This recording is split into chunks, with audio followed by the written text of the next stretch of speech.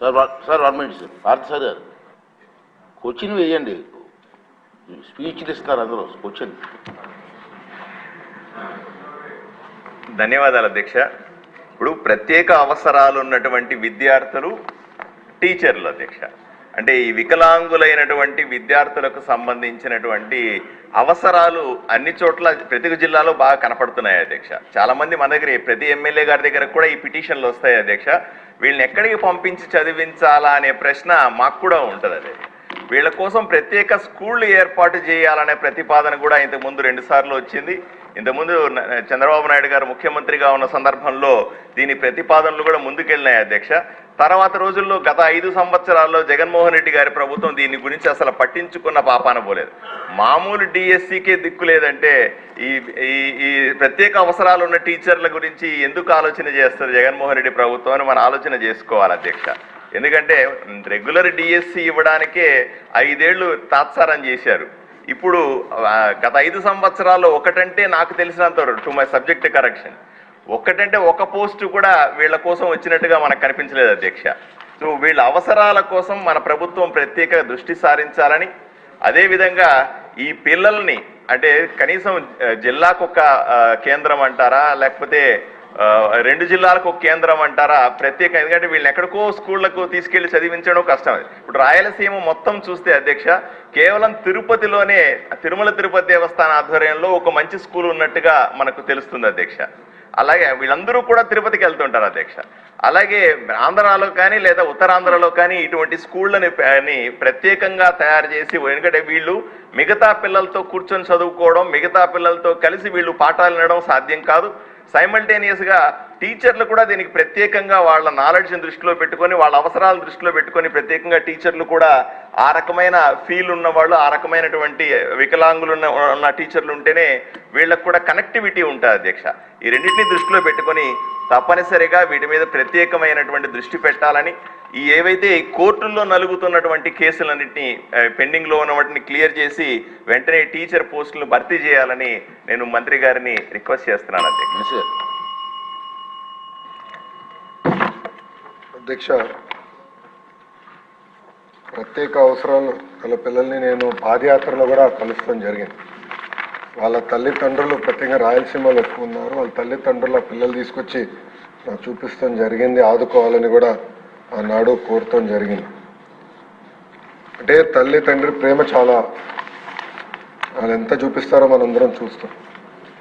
ఆ పిల్లల్ని మోసుకుంటూ వచ్చి కిలోమీటర్లు మోసుకుంటూ వచ్చి ఈ ప్రభుత్వం ఏర్పాటు చేసిన భవిత స్కూల్స్కి తీసుకెళ్తాం కానివ్వండి, వాళ్ళకి కావాల్సిన కేర్ ఇవన్నీ చేస్తాం కానివ్వండి, అవన్నీ నేను స్వయంగా చూశాను.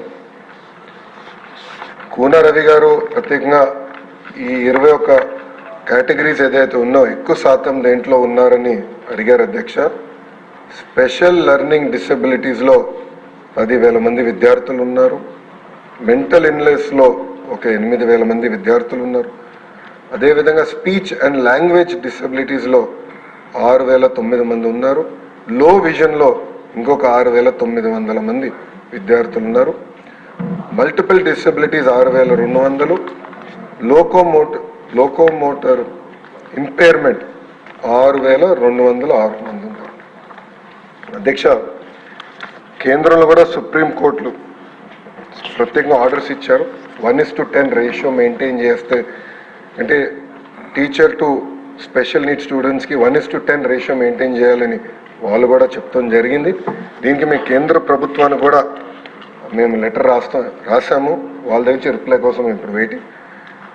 మీరు చూస్తే ఇక్కడ జిల్లాల వారికి వెళ్తే నంబర్స్ ఓవరాల్గా పెద్దగా ఉన్న, జిల్లా వారికి వచ్చగల తక్కువ ఉంటాయి. ప్రత్యేకంగా మళ్ళీ దాంట్లో నియోజకవర్గం వారికి వెళ్తే ఇంకా తక్కువ అవుతాయి. సో ఈ రేషియో మెయింటైన్ చేయాలంటే మండల్ యాజ్ ఎ యూనిటా, నియోజకవర్గ యాజ్ యూనిట్ అనేది ఒక క్వశ్చన్ మార్క్ ఏర్పడుతుంది. మీరు చూస్తే రాష్ట్రంలో 679 భవిత సెంటర్లు అనేవి ఉన్నాయి అధ్యక్ష. 6 నుంచి 14 సంవత్సరాల వయసు కలిగిన పిల్లల్ని ఇక్కడ ఈ సెంటర్కి తీసుకెళ్తాం జరుగుతుంది. ప్రత్యేకంగా ట్రాన్స్పోర్ట్ అలవెన్స్ ఇస్తాం, ఎస్కాట్ అలవెన్స్ ఇస్తున్నాం. గర్ల్ చైల్డ్కి ప్రత్యేకంగా అదనంగా స్టైపెండ్ ఇస్తాం. ఇంకా హోమ్ బేస్డ్ ఎడ్యుకేషన్ కూడా, అంటే ట్యూషన్లు అయినా పెట్టుకోవాలంటే అదనంగా కూడా ప్రభుత్వం డబ్బులు ఇస్తుంది. కానీ నన్ను అడిగితే ఇది సరిపోదు. మాటలు నాకు చెప్తే ఇది సరిపోదు. ఆల్రెడీ వాళ్ళు అనేక ఇబ్బందులు ఎదుర్కొంటున్నారు, సమాజంలో అనేక అవమానాలు పడుతున్నారు. చదవాలని తప్పన ఆ పిల్లల్లో ఉంటుంది. వాళ్ళు అధిగమించుకుని ఎలా వెళ్ళాలి దానిపైన కూడా మేము వాస్తవంగా చెప్పాలి నెల అయింది నేను మంత్రి అయ్యి, నిన్నటితో నెల అయింది. Vast subject. నేను కూడా అధికారులతో చర్చిస్తున్నాను. ఈ 1:10 ఎట్లా సాధ్యమవుతుంది అంటే యూనిట్ ఎట్లా చేయాలి, ఇంకా తల్లిదండ్రులు ఈ పిల్లల్ని దూరంగా తీసుకెళ్ళగలుగుతారా లేదా, అది ఎట్లా చేయాలనే దానిపైన మేము కూడా చర్చిస్తున్నాం. మొన్న కూడా మీరు చూశారు అధ్యక్ష, ఐఐటి ఎన్ఐటి స్టూడెంట్స్ వికలాంగులు అంటే వాళ్ళు అనేక అవమానాలు ఎదుర్కొంటారు సమాజంలో. అలాంటిది చదవాలన్న పట్టుదలతో చదివి టెక్నికల్ రీజన్ వల్ల ఐఐటి ఎన్ఐటిలో వాళ్ళకి అడ్మిషన్స్ రాలేదు. దానికి మేము ఎతికి 1992 ఒక ప్రత్యేక జియో ఉంటే అది కోట్ చేసి యుద్ధ ప్రాతిపదికంగా జియో ఇస్తే సుమారుగా 45 మంది పిల్లలు ఈరోజు ఐఐటి ఎన్ఐటికి వెళ్ళారు. అది ఈ ప్రభుత్వంకున్న చిత్తశుద్ధి. పెద్దలు అడిగారు, కోన రవికుమార్ గారు ప్రత్యేకంగా అడిగారు, గవర్నమెంట్ శాంక్షన్డ్ పోస్ట్ 860లో recruited 703 to be recruited held up in court cases 157. గౌరవ సభ్యులు ఆ కోర్ట్ కేసు డీటెయిల్స్ కూడా అడిగారు అధ్యక్ష, అది నేను గౌరవ సభ్యులకు ఇస్తాను. గౌరవ సభ్యులు కూడా నేను కోరేది కొంచెం సమయం ఇవ్వమని కోరుతున్నాను, ఎందుకంటే నేను కూడా కొత్తగా వచ్చాను. డిపార్ట్మెంట్ మొత్తం వాస్తవం చెప్పాలంటే మా అధికారుల సమయం మొత్తం ఈ లీగల్ లిటిగేషన్లోనే పోతుంది అధ్యక్ష. అంటే గత ప్రభుత్వం అనాలోచితం వల్ల అన్ని కోర్టుకి వెళ్తున్నారు, పార్టీస్ అన్ని కోర్టుకి వెళ్తున్నారు, స్టేజ్ వస్తున్నాయి, అనేక డైరెక్షన్స్ వస్తున్నాయి. అవి కంప్లై చేసి అది ఏంటని అర్థం చేసుకున్నప్పుడు మళ్ళీ కంటెంప్ట్ ఆఫ్ కోర్ట్ కూడా వస్తుంది. సో మా అధికారుల సమయం అంతా దాంట్లో పోతుంది. వాళ్ళకి ఆల్రెడీ ఆదేశాలు జారీ చేశాను. అసలు ఎన్ని కోర్టు కేసులు ఉన్నాయి, ఎందుకు ఉన్నాయి, ఏంటి, దానికి శాశ్వత పరిష్కారం ఏంటి, దాన్ని ఎట్లా ముందలు తీసుకెళ్ళాలి, ప్రభుత్వం లిటిగేట్ చేయకూడదు అని నేను క్లియర్గా చెప్పాను. దాంట్లో భాగంగా ఇది కూడా ఉంది. తప్పనిసరిగా నేను తీసుకొచ్చి లీగల్ ఇష్యూని ఎట్లా సాల్వ్ చేయాలో తప్పనిసరిగా నేను చేస్తాను. ఇంకో పక్కన 2011ది అడిగారు, ఆనాడు ఎగ్జామ్ ఏర్పాటు చేసినప్పుడు ప్రీ క్వాలిఫికేషన్ చేశారా లేదా అని అడిగారు. ఆ వివరాలు వాస్తవంగా నా దగ్గర ఇప్పుడు లేదు అధ్యక్ష, నేను కనుక్కుని కోన రవి గారికి నేను సప్లిమెంట్లో ఆయనకి చేరవేస్తాను. అదేవిధంగా వాళ్ళకి అవసరమైన వసతులు కూడా కల్పించాలి. ఆల్రెడీ కొంత వర్క్ చేశాం అధ్యక్ష. నేను కూడా అంటే ఈ ప్రశ్న వచ్చిన తర్వాత ఫోటోలు వీడియోలు కూడా తెప్పించుకున్నా. స్పెషల్ కేర్ ఇవ్వాలి అధ్యక్ష పిల్లలకి, అంటే ఎలాంటి సందేహం లేదు. అంటే వాస్తవంగా శ్రీకాకుళం విజయనగరం వరకు నా పాదయాత్ర వెళ్ళలేదు, బట్ రాయలసీమలో దాదాపు 6 నియోజకవర్గాలు మినహా అన్ని నియోజకవర్గాల్లో నేను పాదయాత్ర చేశాను. ప్రత్యేకంగా రాయలసీమలో ఎక్కువ ఈ సమస్య ఉంది. పిల్లల్ని ఆదుకోవాలి, తల్లిదండ్రులకు అండగా నిలబడాల్సిన బాధ్యత మన ప్రభుత్వం పైన ఉంటుంది. తప్పనిసరిగా దీనిపైన ఒక స్పెషల్ కార్యాచరణ ఏర్పాటు చేస్తాం. గతంలోనే చెప్పాను, ఒక 100-day యాక్షన్ ప్లాన్, 100 రోజులు ఒక యాక్షన్ ప్లాన్ మేము తయారు చేయబోతున్నాం.